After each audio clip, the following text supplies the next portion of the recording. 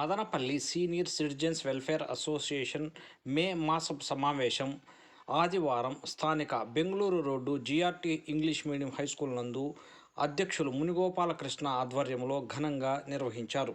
ఈ సమావేశంలో ఉగ్రమూకలను ఎదుర్కోవడానికి భారత్ చేపట్టిన ఆపరేషన్ సింధూర్లో భాగంగా వీరమరణం పొందిన వీర సైనికులకు ఘనంగా నివాళులు అర్పించారు. భారత పౌరులంతా దేశాన్ని ప్రేమించాలని, తల్లిదండ్రులను ఆదరించాలని సూచించారు.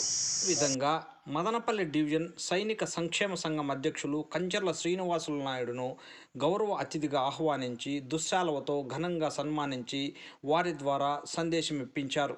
వయోవృద్ధులకు ఆరోగ్యంపై అవగాహన కల్పించడానికి గాను ఆహ్వానించిన డాక్టర్ మహమ్మద్ గౌస్ మాట్లాడుతూ, వయోవృద్ధులు కొన్ని ఆరోగ్య సమస్యలను అధిగమించుకోవడానికి వారి దైనందిన జీవితంలో మార్పులు చేసుకోవడం ద్వారా అది సాధ్యమవుతుందని, వృద్ధులకు తమ వంతు సంపూర్ణ సహకారం అందిస్తామని ప్రకటించారు. యోగా మాస్టర్ రాజు మాట్లాడుతూ, ధ్యానం, యోగాను అలవర్చుకుంటే సంపూర్ణ ఆరోగ్యం సాధ్యమని సూచించారు.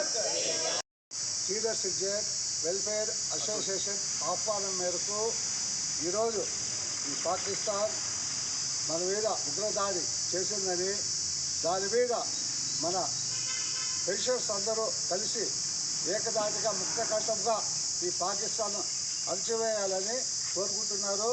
దానికి ప్రజల్లో అందరికీ ఇక మద్దతు రావాలా. ఎందుకంటే దేశభక్తి అనేది చిన్నప్పుడు చదివేటప్పటి నుండి కూడా పాఠాలు నేర్పించాలి పిల్లలకి. దేశభక్తి అంటే కులాలు మతాలు మనకు ఎక్కువ కాదు, మనకు భారతదేశం ఎక్కువ. ఈ భారతదేశం కోసం మనం ప్రాణత్యాగం చేయడానికి కూడా సిద్ధం ఉండాలి. ఎందుకంటే కన్న తల్లి కన్నా భారతదేశం గొప్పది.